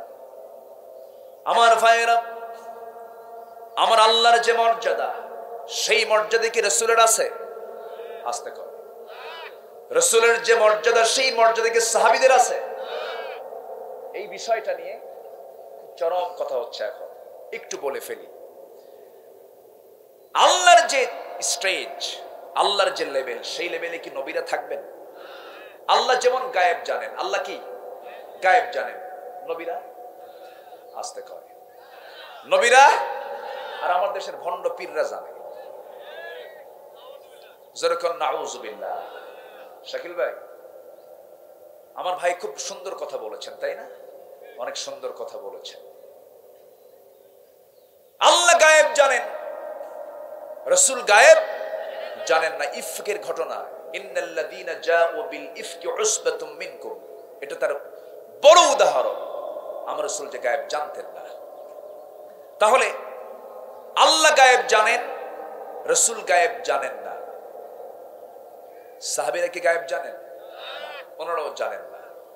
আচ্ছা, আল্লাহর মর্যাদায় রাসূলকে নেওয়া যাবে না, রাসূলের মর্যাদায় সাহাবীকেও নেওয়া যাবে না। কেন? আমার রাসূলের কাছে ওহী নাযিল হতো, কিন্তু সাহাবাদের কাছে কি ওহী নাযিল হতো? আসতে ওহী নাযিল হতো? তাহলে নবীর কাছে সরাসরি ওহী নাযিল করতেন কে? আল্লাহ তাআলা। সাহাবীদের কাছে কোনো ওহী নাযিল হয় নাই। তাহলে সাহাবায়ে কেরাম ওহী দ্বারা নিয়ন্ত্রিত নন। নবীদের কাছে ওহী আসে, নবীরা যদি কোনো কিছু করে ফেলেন, আল্লাহ তাআলার সঙ্গে সঙ্গে তারা ফয়সালা দিয়ে দেন, মা তাকাদ্দামা যামবাহু, তার পূর্বের যত গুনাহগুলো আছে, মা তাআখার, পরের যত কিছু আছে, সব আল্লাহ তাআলা maaf করে দিয়েছেন। সমস্ত আম্বিয়া কেরামের মর্যাদা আল্লাহ রাব্বুল আলামিন এই পৃথিবীতে সকল মানুষের উপর দিয়েছেন। তাদের কাছে ওহী নাযিল হয়, আর সাধারণ মানুষের কাছে কোনো ওহী নাযিল হয় না। সাহাবীদের দাম অবশ্যই বেশি, কারণ কিয়ামত পর্যন্ত একজন আবু বকর আর কোনোদিন তৈরি করা যাবে না। আমার নবীজির খুব কাছের সাহাবী তিনি ছিলেন, কিন্তু রাসূলের যে মর্যাদা, তাকে সেই মর্যাদায় রাখতে হবে। সাহাবায়ে কেরামকে সেই মর্যাদায় নেওয়া যাবে না। মিয়ারে হক নিয়ে অনেক কথা চলতেছে, আপনারা কেউ আয়াতগুলো দেখেন না। আতিউল্লাহ ওয়া আতিউর রাসূল ওয়া উলিল আমরি মিনকুম ফাইন তানাযাতুম ফি শাইইন ফারুদ্দুহু ইলাল্লাহি ওয়ার রাসূল। আল্লাহ তাআলা বলেছেন, তোমরা আল্লাহর আনুগত্য করো, নবীর আনুগত্য করো। কিন্তু আল্লাহ তাআলা এরপরে বলেছেন, ওয়া উলিল আমরি মিনকুম, তোমাদের মধ্যে যারা মুরব্বি, আমির, তাদের আনুগত্য করো। যদি দেখতে পাও তোমাদের মধ্যে যারা মুরব্বি আছে, তাদের মধ্যে যদি কোনো ঝগড়া ঝাঁটি যদি দেখতে পাও, ফারুদ্দুহু ইলাল্লাহি ওয়ার রাসূল, সেই সময় তোমরা তাদের আনুগত্য না করে তোমরা সোজা চলে যাও আল্লাহ রাসূলের দিকে। জোরে করে আল্লাহু আকবার। ওয়া মান ইউতি'র রাসূল ফাকাদ আতা আল্লাহ, যে ব্যক্তি রাসূলের আনুগত্য করে সে আল্লাহর আনুগত্য করে। অতএব রাসূলের মর্যাদায় পৃথিবীর কোনো মানুষকে বসানো যাবে না। আমি হলফ করে বলতে চাই, এই মিয়ার হক নিয়ে মুসলমানদের আলেমদের যে উখুয়াত, এটাকে নষ্ট করবেন না। আর রাসূলের মর্যাদায় সাহাবীকে না আনা মানে নবীর প্রতি জুলুম করা। নবীর প্রতি কি করা? জুলুম করা। নবী নবীর জায়গায়, রাসূল রাসূলের জায়গায়, সাহাবী সাহাবীর জায়গায়, আল্লাহ আল্লাহর জায়গায়। চোখ বন্ধ করে আল্লাহ এবং রাসূলের আনুগত্য করতে হবে। তারা হচ্ছেন মিয়ারে হক, সত্যের মাপকাঠি। এই আল্লাহ এবং রাসূল ছাড়া পৃথিবীর কেউ সত্যের মাপকাঠি হতে পারে? যদি কাউকে বানাতে চান, তাহলে রাসূলকে ছাড়া যদি অন্য কাউকে সত্যের মাপকাঠি মনে করেন, তাহলে ওই গোষ্ঠীকে নবীর মর্যাদায় নিয়ে যাওয়া হলো। কারণ রাসূলরা হচ্ছেন ওহী দ্বারা নিয়ন্ত্রিত। তবে হ্যাঁ, সাহাবা কেরাম সত্যের মাপকাঠি নন, এর মানে তাদের যে দাম নাই তা না। অবশ্যই তারা আমাদের অনুসরণীয়, অবশ্যই তাদেরকে আমরা সম্মান করি, শ্রদ্ধা করি। পৃথিবীতে আবু বকরের মতো একটা মানুষ পৃথিবীতে আসবে না, কিন্তু এর মানে এই নয় সাহাবীকে কখনো নবীর আসনে, নবীদের লেভেলে তাদের গুণে গুণান্বিত করা যাবে না। কথা ক্লিয়ার? কথা কি ক্লিয়ার? আল্লাহ বুঝার তৌফিক দান করুন, জোরে বলে আমিন। হয়তো এখানে আম মানুষ অনেকে আছেন, হয়তো অনেকে বুঝবেন না কথাগুলো সবগুলো, কিন্তু এই কথাগুলো বলা এই সময়ের জন্য আমার বেশি জরুরি মনে হচ্ছিল বলে একটু বলে ফেললাম মাঝখান থেকে। সম্মানিত ভাইয়েরা, যারা সাহাবী প্রীতি যারা দেখাচ্ছেন, আপনাদের চাইতে আমাদের সাহাবী প্রীতি কম নাই। আমরা সাহাবীদেরকে অবশ্যই ভালোবাসি, অবশ্যই মহব্বত করি। তাদের তুলনা হয় এমন কোন মানুষ পৃথিবীতে আর কোনোদিন আসবে না। কিন্তু আমাদের প্রশ্ন হলো, নবীর লেভেলে, নবীরা মিয়ারে হক, আল্লাহ রাসূল মিয়ারে হক, মহব্বত অতি মহব্বত করতে গিয়ে যেন নবীর স্ট্যান্ডার্ড, নবীর যে মর্যাদা, সেখানে যেন ধাক্কা না লাগে। এটাই হচ্ছে আমাদের কথা। সম্মানিত ভাইয়েরা, তাহলে এগুলো ইমানের কিন্তু অন্তর্ভুক্ত। ইমান আনবো আমরা কার উপরে? আসতে বলবেন না, কার উপরে? নাম্বার 2 হচ্ছে মুহাম্মদ সাল্লাল্লাহু আলাইহি ওয়াসাল্লাম, নবীর উপরে আপনার ইমান আনবো। আমিনু বিল্লাহি ওয়া রাসূলিহি। তাহলে ইমানটা ফার্স্ট, আমাদের ইমানটা মজবুত করতে হবে। ইমান আনা যায়, কিন্তু ইমানটাকে টিকে রাখা কি সহজ? আমি কি শেষ করে দেব? এই দুই একজন করে উঠে যে, একটু বসেন না, দোয়া করে দেব আমি? ওঠেন কেন? বসেন, কেউ উঠবেন না, একটু বসেন। এই হাজার হাজার মানুষের মাঝে আপনি একা যখন উঠতে নেন, আপনার হাঁটু গিয়ে অনেকের মুখে যে লাগে, এটা অত্যন্ত দৃষ্টিকটু। কিন্তু আমরা একসঙ্গে বসেছি, আমরা একসঙ্গে উঠব। জোরে বলে ইনশাআল্লাহ।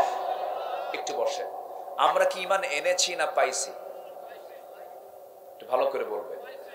আমরা ইমান এনেছি না পেয়েছি? বংশ পরম্পরায়। কিন্তু ইমান আনছেন হলো বেলাল, ইমান আনছেন হচ্ছে আবু বকর, ইমান এনেছেন সাইয়েদনা ওমর ফারুক রাদিয়াল্লাহু তাআলা আনহু। কুহাফার ছেলে আবু বকর, কুহাফার ইমান ছিল না। খাত্তাবের ছেলে ওমর, খাত্তাবের ইমান ছিল না। কিন্তু আমরা, আমাদের বাপ মুসলমান, মুসলমান ইবনে মুসলমান, নাকি মুসলিম ইবনে মুসলিম।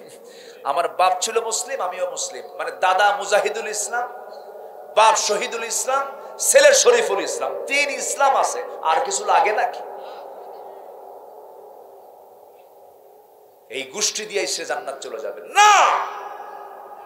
ব্রাহ্মণের ছেলে ব্রাহ্মণ হতে পারে, খ্রিস্টানের ছেলে খ্রিস্টান হতে পারে, বৌদ্ধের ছেলে বৌদ্ধ হতে পারে, ইমামের ছেলে ইমাম হতে পারে না যদি তার যোগ্যতা না থাকে। ঠিক কিনা?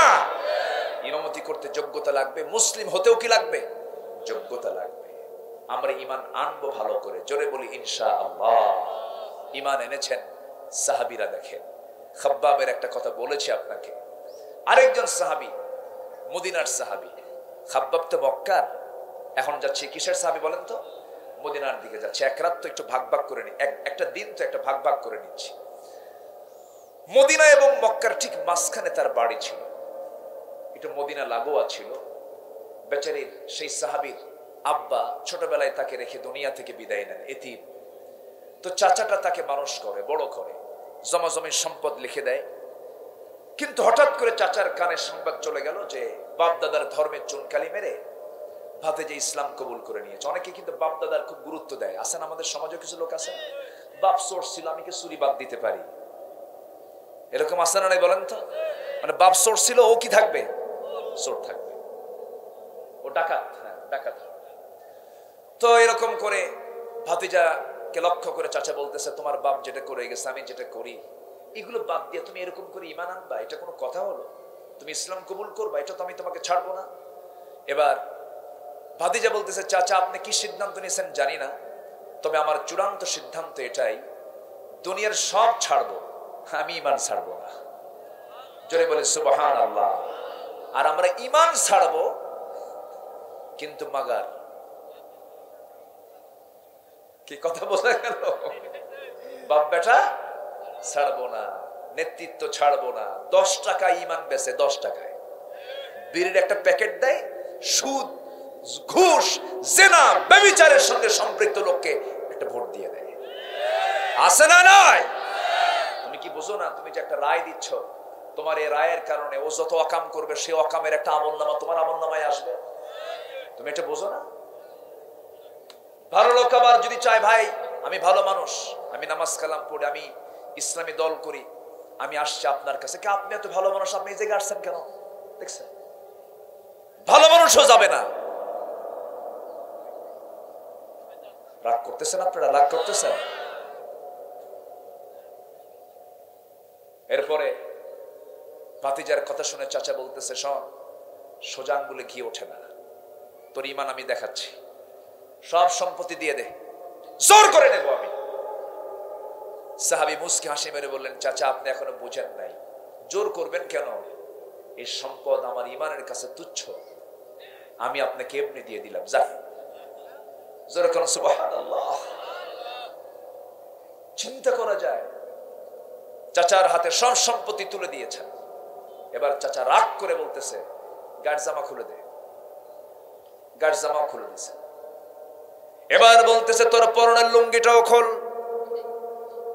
এবার পরনের লুঙ্গিটা জোর করে তার সতরটা খুলে নিয়ে, লুঙ্গিটাও খুলে নিয়ে উলঙ্গ করে ঘর থেকে বের করে দিয়েছে।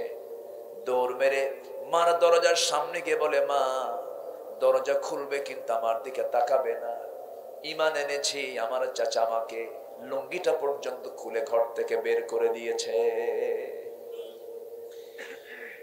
তার মা তার হাতে একটা চাদর হাতের মধ্যে তুলে দেওয়ার পর সেই চাদরটা দিয়ে কোনো মতো সতরটাকে বলছে, আমার মা আমার জন্য দোয়া করো, আমি মদিনার পানে রওনা দিলাম, দুনিয়ার সব দরবার ছাড়বো কিন্তু নবীর দরবার ছাড়তে পারবো না। প্রচন্ড শীতকাল, সেই শীতের ভিতরে গোটা গায়ে তার শুধু একটা 17 টাকার মতো ছোট্ট একটা চাদর, এটাই হলো তার সম্বল, সম্পদ। তার গোটা সম্পদের মধ্যে শুধু সম্পদ আছে তার 17 টাকার কাপড়ের চাদরটা। এটা নিয়ে মদিনায় চলে গেলেন। নবীর দরজার সামনে গিয়ে কড়া নাড়তেছেন। দরজা খোলা মাত্রই দেখলেন যুবকটা থরথর করে কাঁপে।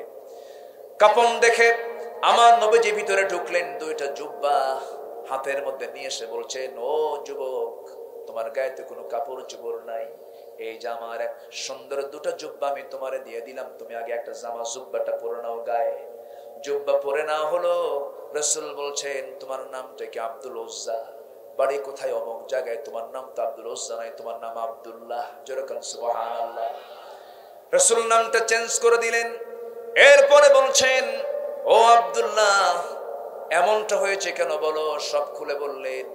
রাসূল বলছেন, তোমার চাচা তোমাকে বস্ত্রহীন করে ঘাড় ধাক্কা দিয়ে বের করেছে, আর আমি বিশ্বনবী আমার গায়ের 2টা জুব্বা দিয়ে আমি তোমাকে আমার বুকের মধ্যে জড়াইয়া নিলাম। তোমার কি কোনো দুঃখ আছে? সাহাবী চোখে পানি আর বলছে, হুজুর আপনাকে পাইছে, আর কিছু লাগে আমার? জোরে বলেন সুবহানাল্লাহ। রাসূল বললেন, এই যে কোরআনটা তোমার হাতে দিলাম, যাও তেলাওয়াত করো। এবং রাসূল বললেন, আমি কি তোমার জন্য কিছু দোয়া করে দেব নাকি?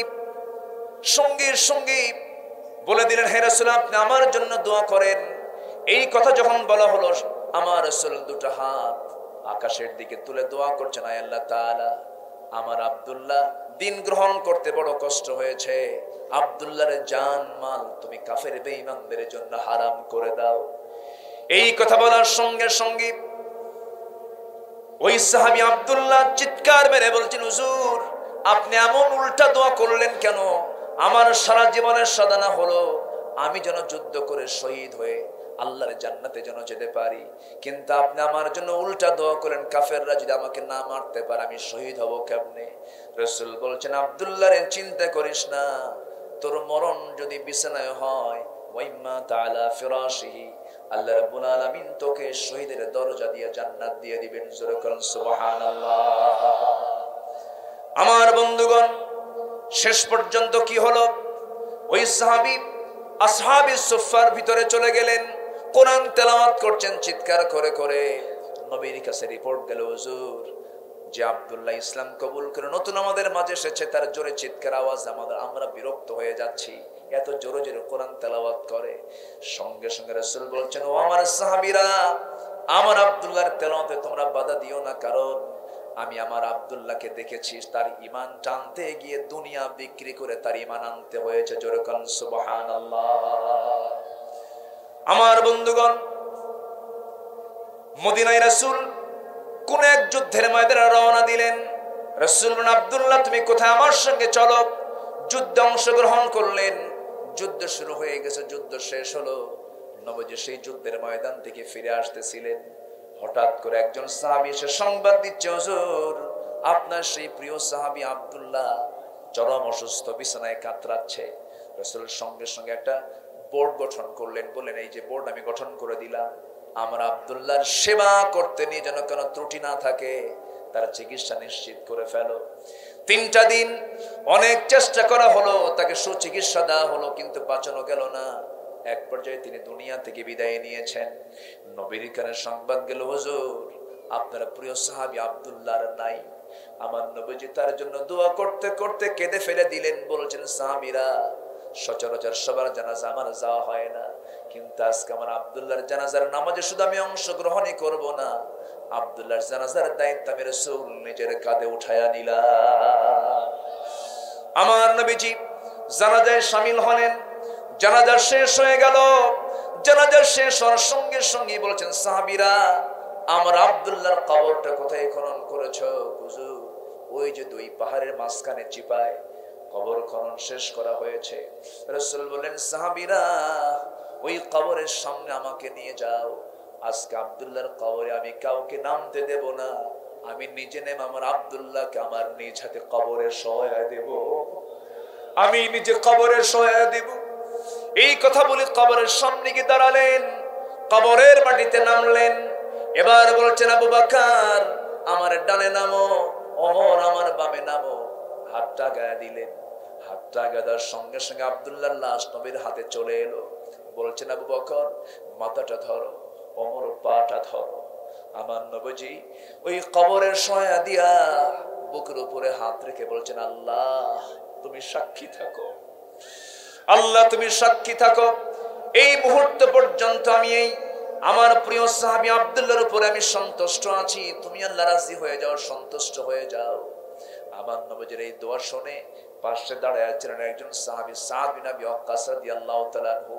চিৎকার মেরে কাঁদতে কাঁদতে বলছে, আইরে আমার পোড়া কপাল রে, আমি সাদ ইবনে আবি ওয়াক্কাস যদি জীবিত সাদ না হয়ে যদি ওই কবরের বাসিন্দা হয়ে যদি থাকতে পারতাম, আমার জীবনটা বড় ধন্য হয়ে যেত।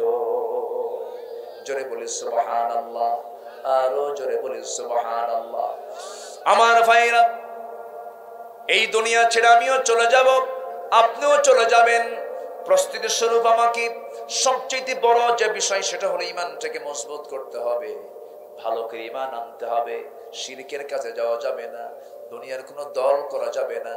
দল যদি করতেই হয় ফরজ মনে করে দল করতে হবে। কার দল? আসতে বলবেন না, কার দল?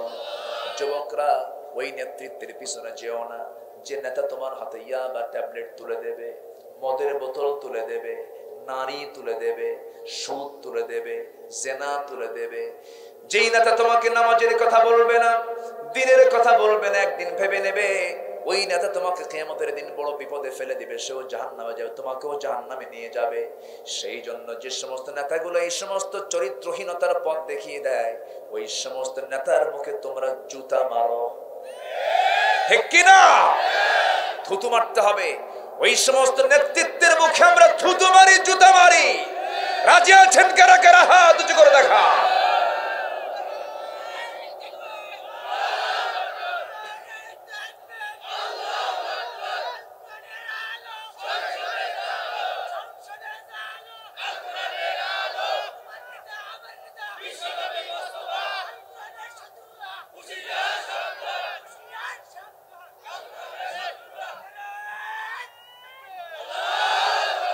আল্লাহ তুমি সবার হাতকে কবুল করো, জোরে বলি আমিন। এখানে কোনো লোনা পুকুর নাই, সব মিঠা মিঠা। আর কথা কি হবে? কথা কি তিতা হবে? কথাও হবে কি মিঠা। রাসূল কি কথা বলেছেন? সুন্দর করে কথা বলেছেন। কথা বলি আমরা জিহবাতে, জিহবার মধ্যে কয়টা হাড্ডি আছে? আছে। জিহবার ভিতরে যেমন হাড় হাড্ডি নেই, তেমনি আমাদের কথার মধ্যে যেন বেশি হাড় হাড্ডি না থাকে। সুন্দর করে কথা বলবো। বউয়ের সঙ্গে ভালো করে কথা কয় না, এরকম স্বামী আছে না? না, রাত 3টার দিকে এসে দরজায় ডাকে, এই হট খোল, শুয়ে দে, ভাত খাবো, ভালো লাগে না। আসলে এরকম আছে না নাই বলেন তো? বউয়ের সঙ্গে সুন্দর আচরণ করে না, বাবার সাথে ভালো করে কথা বলে না, মাকে ভাত দেয় না। আচ্ছা একটা প্রশ্ন করি, মা বড় না বউ বড়? ভালো করে এখন বইয়ের কথা মনে করে কম, মা বড় না বউ বড়?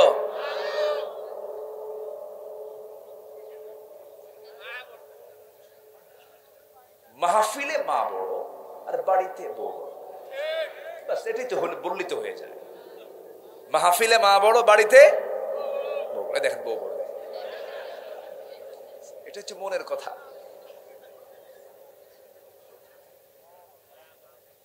কষ্ট পাচ্ছেন আপনারা? সেদিন একটা চিঠি দিছে আমাকে এক মা, বয়স 70 বছর। কত বছর? উনি সালাম দিচ্ছেন, আসসালামু আলাইকুম বাবা, আমাকে লক্ষ্য করে। আমার বয়স 70 বছর, কাপা কাপা হাতে, হাত লেখাটা কাঁপানো হাতে লেখা। বাবা আমার বয়স 70 বছর, আমার 4টা মেয়ে, কিংবা 4টা ছেলে, একটা মেয়ে। আমি মেয়েটাকে বিয়ে দিয়েছি। 4টা ছেলে আমার ঘরের সাথেই থাকে, তাদের বউ আছে, ছেলে আছে, মেয়ে আছে। বাবা আমি 70 বছর আমি একা রান্না করে খাই, ওরা আমাকে খাওয়ায় না। আচ্ছা বলেন তো, এটা কি ছোটখাটো গুনাহ? আসতে কয় ছোটখাটো গুনাহ? আমার রাসূল একদিন নিজেই বলতেছেন, আলা উনাব্বিউকুম বিআকবারিল কাবাইর, আমি কি তোমাদেরকে এমন কিছু গুনার কথা বলবো যে গুনাহগুলো সমস্ত গুনার বড় গুনাহ? সাহাবায়ে কেরাম বলেন, হুজুর আপনিই বলেন। 1 নাম্বার হলো আল ইশরাকু বিল্লাহ, আল্লাহর সঙ্গে শিরিক করা। এরপর হচ্ছে উকুকুল ওয়ালিদাইন, পিতামাতার সাথে রূঢ় খারাপ আচরণ করা। এমন সন্তান তো মিঠা পুকুরে নাই, কারণ নামই তো মিঠা। নাম কি? মিঠা, কিন্তু কি হয়ে গেছে এখানে? তিতা। আচ্ছা বলেন তো, শ্বশুর ছেলে বউকে দেখে ভয় পায় না ছেলে বউ শ্বশুরকে দেখে ভয় পায়?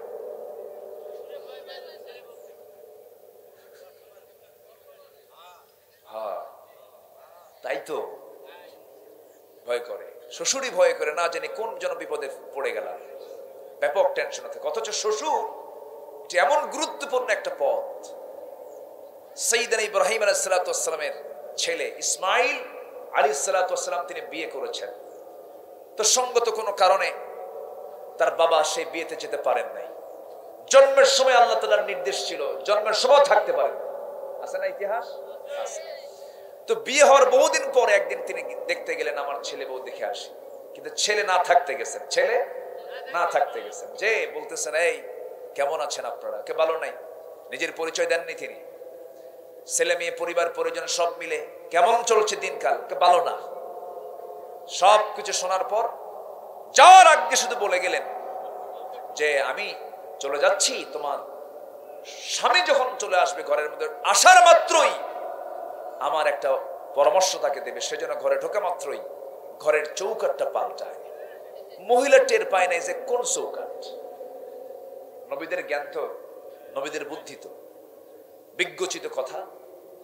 যখন ঘরের মধ্যে ঢুকছে তখন বউ আগ বাড়ায় এসে বলতেছে, যদি বুঝতো তাহলে তো বলতো না, বলতেছে যে আমার স্বামী এরকম একটা বুড়া মানুষ আসছিল, চুল সাদা, দাড়ি সাদা, চামড়াগুলো কুচকে গেছে, বয়স্ক মানুষ। অনেক প্রশ্ন করলো, আমি উত্তর দিলাম, শুধু যাওয়ার সময় বলে গেল, আসা মাত্রই যেন তুমি এই ঘরের চৌকাঠটা পাল্টাও। চোখ বড় হয়ে গেছে স্বামী, বড় করে বলতেছে, আমার এই সুন্দর বিজ্ঞচিত কথা শুনে মনে হচ্ছে কেউ আসে নাই, আমার বাপ আসছিল। আলহামদুলিল্লাহ বলেন। আমার বাপ তিনি, তুমি হয়তো তাকে চিনতে পারো নাই, ইন্টারভিউ বোর্ড ওনার হয়ে গেছে, ইন্টারভিউ নেওয়া হয়ে গেছে, তো চৌকাট তো পাল্টাবই, তো চৌকাট তো আর কোনো ঘরের না, তুমি গেট আউট, চলে যাও। আমার বাবা বিচারপতি, আমার ফ্যামিলির বিচারপতি, আমার বাবা তোমাকে ডিসঅ্যালাউ করেছেন, আমার ক্ষমতা নাই, যাও। শুধু এতটুকু বললাম, একজন বাবার দাম কতটুকু ঊর্ধ্বে রেখেছেন, তিনি কে? আসতে বলবেন না, তিনি কে? আজকে সেই বাপেরা চোখের পানি ফেলে ফেলে কান্দে, আমাদের কাছে বলে, হুজুর ছেলেটা দেখে না। অথচ ওই বুড়ি মা আমাকে যে চিঠিটা দিলেন, তার 5টা সন্তান তার গর্ভে রেখে তিলে তিলে কষ্ট করে বড় করেছেন, খাওয়াইছেন 2 হাড়ি না 1 হাড়ি? কয় হাড়িতে খাওয়াইছেন? তাহলে এক মা 1 হাড়িতে 5 সন্তানকে খাওয়াতে পারলেন, আর 5 সন্তান এক মাকে 1 হাড়িতে খাওয়াতে পারে না। আছে না? আসতে বলবেন না, আছে না? নাই?